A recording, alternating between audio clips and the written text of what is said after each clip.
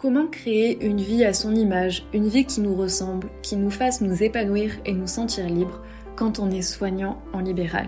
Bienvenue dans Soignant Entrepreneur, le podcast qui parle de la vie de soignant libéral et d'entrepreneuriat. Salut et bienvenue dans un nouvel épisode de Soignant Entrepreneur. Cette semaine, on va parler d'un sujet qui effraie beaucoup de soignants, qui est souvent vu comme un gros mot, c'est le marketing. Dans cet épisode, je vais te partager ce que tu as besoin de savoir pour débuter en marketing en tant que soignant entrepreneur. Quelles sont les bases du marketing à comprendre pour se lancer, pour acquérir ses premiers clients et dédramatiser peut-être un petit peu cette notion-là qui fait peur à beaucoup. Je vais essayer de vous vulgariser en gros les bases des bases du marketing. Avant de passer à la suite, si ce podcast te plaît, je te rappelle que tu peux le noter avec 5 étoiles sur la plateforme où tu l'écoutes, me laisser un petit commentaire pour le faire savoir et le partager à un soignant entrepreneur de ton entourage qui en a besoin. Avant de rentrer dans les détails techniques, qu'est-ce que c'est le marketing? Le marketing, c'est tout ce qui va faire en sorte de donner confiance à de potentiels clients en toi et en ton produit, de susciter chez eux un désir d'achat pour ensuite les amener vers une phase de vente. En gros, c'est tout ce qui va être en amont de la vente pure et dure, en amont du moment où la personne va devoir passer à l'achat. Il faut vraiment distinguer le marketing et la vente. Le marketing, c'est tout le process avant qui va conduire au bout d'un moment, éventuellement, à une vente, si les conditions sont réunies, que la personne a suffisamment confiance en toi, en elle, en ton produit, en la capacité de ton produit à lui permettre d'atteindre les résultats qu'elle veut. La vente, c'est vraiment la phase finale, là où la personne, en gros, va se décider si oui ou non ton produit est fait pour elle. Le marketing, c'est tout ce qu'il y a en amont. Meilleur est ton marketing, moins tu auras besoin de vendre. Si ton marketing est parfait, au moment où tu es censé passer à la vente, la personne, elle est déjà convaincue, elle a la carte bleue dans les mains. Et la vente, c'est vraiment lever les derniers blocages de la personne, c'est les derniers freins à l'achat qui l'empêchent, de passer à l'action et c'est un travail qui est plus complexe, plus technique, moins agréable à faire aussi la plupart du temps, surtout pour les soignants qui ne sont pas à l'aise la plupart du temps avec la vente. Donc meilleur sera ton marketing en amont, moins tu auras de travail de vente pur et dur à faire. C'est important quand même de savoir vendre parce que ça va être quand même nécessaire et il faut maîtriser les process de la vente pour pouvoir les anticiper dans ton marketing. Et d'ailleurs, si ça t'intéresse que je te fasse un autre épisode sur ce que tu as besoin de savoir comme concept de base en vente, laisse-moi un petit commentaire en dessous de ce podcast ou envoie-moi un message et je me ferai un plaisir de te faire un épisode dédié sur la vente. Maintenant, ma vision du marketing à moi, c'est que ça n'a pas besoin, contrairement à l'image que la plupart des gens en ont, d'être quelque chose de pushy, de désagréable, d'agressif. Le marketing, ça peut être fait de manière tout à fait douce. On parle d'ailleurs, enfin, il y a une notion qui est assez à la mode, le slow marketing, un marketing doux, un marketing vraiment en douceur. Ma vision à moi du marketing, c'est que c'est la création d'une relation qui va être une relation basée sur la confiance, sur la compréhension, sur l'échange, qui va derrière rendre la vente beaucoup plus fluide, beaucoup plus naturelle. Donc, pour comprendre vraiment le marketing, ce qu'il faut d'abord comprendre, c'est la notion de parcours client. En fait, tout ton process marketing va avoir pour but de faire passer quelqu'un d'inconnu à client, avec la dernière phase qui va être celle de la vente. Mais ce qu'il faut comprendre, c'est qu'à la base, les gens, ils te connaissent pas. Surtout quand tu te lances, la plupart des gens ne te connaissent pas, ne savent pas qui tu es. Voilà, tu n'es entre guillemets «personne» à leurs yeux. Donc ce sont des inconnus. L'idée, dans un premier temps, ça va être de faire passer ces inconnus d'inconnus à prospects. Un prospect, c'est un potentiel client. Donc l'idée, c'est que cet inconnu tombe sur un contenu à toi, quel qu'il soit. On parlera après, de quels moyens tu peux utiliser, mais l'idée, c'est que cet inconnu tombe sur un contenu à toi, qui va faire que tu vas être visible à ses yeux, qui va susciter son intérêt et qui va lui donner envie d'en savoir plus sur toi. Par exemple, si on est sur Instagram, ça va être la personne voit un réel que tu as posté, ça va lui donner envie de cliquer sur ton profil et potentiellement de s'abonner. Ensuite, une fois que cette personne est devenue prospect, elle te connaît, c'est une personne qui peut potentiellement être intéressée par ce que tu fais. L'idée, ça va être de lui donner petit à petit confiance en toi, en ton offre, en ta solution et de lui montrer que tu la connais et que tu la comprends. Ça, tu vas pouvoir le faire avec le temps, avec des échanges, avec du contenu. L'idée, ça va être de montrer que tu es la bonne personne pour répondre spécifiquement à sa problématique du moment, à ce qu'elle cherche absolument à résoudre, que tu comprends parfaitement sa problématique, que tu as les clés pour la résoudre et de faire en sorte que la personne prenne confiance en toi, mais aussi de créer une relation avec elle, de multiplier les points d'échange et de contact avec elle pour lui donner petit à petit confiance en toi et rentrer dans son cercle presque relationnel. Une personne, avant de passer à l'achat chez toi, et d'autant plus que ton tarif va être potentiellement élevé, elle a besoin d'avoir eu différents points de contact avec toi pour prendre confiance en toi, en tes compétences, mais aussi en tant que personne, vérifier que ça match entre vous. Et une fois seulement que la personne a pris confiance en toi, elle va et en ta solution et qu'elle a compris que ta solution, c'était exactement ce qu'il lui fallait, là, la personne va pouvoir passer de prospect à client, c'est-à-dire passer à l'achat chez toi. Donc voilà les différentes phases à travers lesquelles tu vas devoir apprendre à faire passer tes clients. Ça, tu vas le faire à travers ce qu'on appelle un tunnel de vente.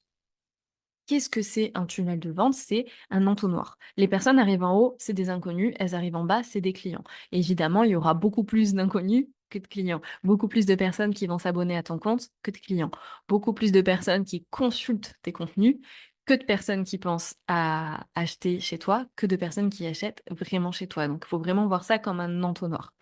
Et cet entonnoir, en fait, c'est toi qui vas le contrôler à travers ce qu'on appelle un canal d'acquisition. Un canal d'acquisition, c'est le canal, le moyen à travers lequel tu vas amener les personnes jusqu'à la vente. Et ça, il y a plein de moyens de faire. Il y a les réseaux sociaux, il y a la publicité, il y a une multiplicité de réseaux. Il y a Instagram, il y a Facebook. Facebook, par exemple, en utilisant un groupe. Il y a LinkedIn, il y a YouTube, il y a les podcasts. L'idée, c'est d'avoir un canal qui permette aux personnes de traverser tous les process dont on a parlé. Maintenant, donc ça c'est au niveau de la forme, je pourrais passer des heures à vous présenter tous les différents canaux d'acquisition, mais c'est pas forcément le plus pertinent. Là aujourd'hui, ce que je veux que vous compreniez, c'est vraiment comment ça fonctionne. Maintenant, la base d'un bon marketing, comment est-ce que je fais une fois que j'ai la forme pour que le fond fonctionne? La base, c'est de connaître parfaitement ta cible. En fait, ce qu'il va falloir que tu fasses en amont, c'est un travail sur ta cible. Qui est-elle? D'accord, d'un point de vue socio-démographique, qu'est-ce qu'elle vit, qu'est-ce qu'elle cherche à obtenir? Et d'un point de vue vraiment aussi spécifique. Quelles sont les problématiques qu'elle vit au quotidien? Pour pouvoir, lui montrer que tu les comprends, les décortiquer avec elle, les mettre en avant dans ta communication pour que la personne s'y identifie. Tu vis ça, ça, ça et ça, mais oui, mais c'est exactement ça. La personne, elle est dans ma tête, elle a tout compris à ce que je vis. En fait, c'est l'effet que tu vas vouloir créer chez les personnes. Tu vas attirer son attention en faisant en sorte que la personne se reconnaisse dans les problématiques que tu décris et qu'elle puisse se dire: «OK, elle a parfaitement compris ce que je vis, elle va pouvoir me guider vers la solution». Il faut que tu connaisses aussi parfaitement les désirs de la personne que tu as en face de toi, la personne à qui tu veux t'adresser, pour pouvoir susciter son intérêt en mettant l'accent sur le désir. Par exemple, si on est dans le domaine de la perte de poids, eh ben, il va falloir que tu crées du contenu pour attirer l'attention des personnes que tu cherches à viser, du style, enfin, je te dis n'importe quoi, ça c'est pas forcément ce qu'il faut que tu fasses, mais moins 15 kilos en 3 semaines et demie. Bon, on est d'accord que c'est pas forcément une bonne idée de perdre autant de poids en si peu de temps, mais tu as compris la logique. C'est ce côté un petit peu curiosité, désir très fort qui va, attirer la personne. Donc tu dois connaître ses problématiques, ses désirs et ça, c'est pour, on va dire, le la base de la base, mais tu dois aussi aller plus loin. Tu dois comprendre quelles sont, les croyances, les blocages, les peurs qui font qu'aujourd'hui la personne n'arrive pas à résoudre sa problématique par elle-même, pour pouvoir aller lui montrer en quoi toi tu as les clés pour l'aider et aussi, comprendre qu'est-ce qui la limite à passer à l'achat, quels sont les freins qui l'empêchent de soit se lancer par elle-même, soit se lancer avec toi. De quoi est-ce qu'elle a peur? Est-ce qu'elle se dit que c'est pas le bon moment? Est-ce qu'elle se dit que au final, elle va peut-être pas y arriver, et cetera? Pour derrière, dans ta communication, pouvoir aller switcher, coacher les personnes, en fait, à travers ton contenu pour leur permettre d'avancer petit à petit dans ton entonnoir, dans ton fameux tunnel de vente. Donc la base d'un bon marketing, c'est de connaître parfaitement ta cible pour que chacun des mots que tu vas employer, que ce soit sur une page d'inscription à un événement, que ce soit sur une page de vente, que ce soit dans ton contenu Instagram, dans tes stories, dans un titre de vidéo YouTube, de podcast, dans un post LinkedIn, peu importe, il faut que chacun des mots soit parfaitement choisi pour parler à 200% à la cible que tu vises. Donc ça, c'est vraiment la base de la base et ensuite, évidemment, il faut que tu connaisses bien ta cible pour que tu puisses créer, une offre qui semble, très alléchante pour la personne parce qu'elle semblera d'autant plus alléchante que, elle répondra parfaitement à tous les points évoqués, donc ses problématiques, ses désirs, ses peurs, ses blocages et cetera et que la personne se dise: «Cette offre est faite à 200% pour moi, c'est ça qu'il me faut». Je te ferai un épisode de podcast dans 2 semaines dans lequel je te décrirai les éléments indispensables pour une offre canon. Donc si ce sujet t'intéresse, je te donne rendez-vous dans 2 semaines. Donc si je dois résumer ce qu'est le marketing de manière générale, ça va être de la technique, parce que tu vas devoir, comprendre les mécanismes du parcours client, devoir, mettre en place un tunnel de vente et travailler, ta cible, travailler comment, à partir de la connaissance de ta cible, tu vas pouvoir appliquer la technique, que tu auras apprise. Mais le marketing, c'est pas que ça. Parce que à offre égale, pour une même problématique, pour une même offre, il y a 10 000 personnes qui le font déjà sur ton marché. J'exagère, mais voilà, on a déjà parlé de ça dans le podcast, tous les marchés sont saturés. Tu n'es probablement pas la seule personne à proposer une offre similaire à la tienne, à la même cible. Ou du moins à peu de choses près. Donc, un autre élément important du marketing, ça va être encore une fois le fait de créer une relation avec les personnes. Ça, tu vas pouvoir le faire d'autant plus facilement sur les réseaux sociaux ou alors avec certains formats comme les vidéos YouTube ou les formats podcast qui permettent une meilleure proximité avec ton audience. Mais sinon, sur les réseaux sociaux, le principe même de base, c'est l'interaction. Donc, ça va être très important de créer une relation, une interaction avec les personnes par 2 biais. Donc, comme je viens de te le dire, l'interaction, ne pas hésiter à susciter des échanges avec les personnes qui te suivent, générer des interactions, par exemple, si tu fais des stories avec, des sondages, avec des boîtes à questions, envoyer des messages, répondre aux personnes qui répondent à tes sondages, répondre à tes commentaires et cetera. Et aussi en t'appuyant sur ce qu'on appelle le personal branding. Le personal branding, en gros, le branding, c'est l'image de marque et le personal branding, c'est l'image de marque basée sur ta personne. En gros, les personnes à offre égale, elles vont pas acheter l'offre en elle-même, elles vont acheter la personne qu'il y a derrière. Elles vont acheter la personne à qui elles se sont attachées parce qu'elles s'y sont identifiées.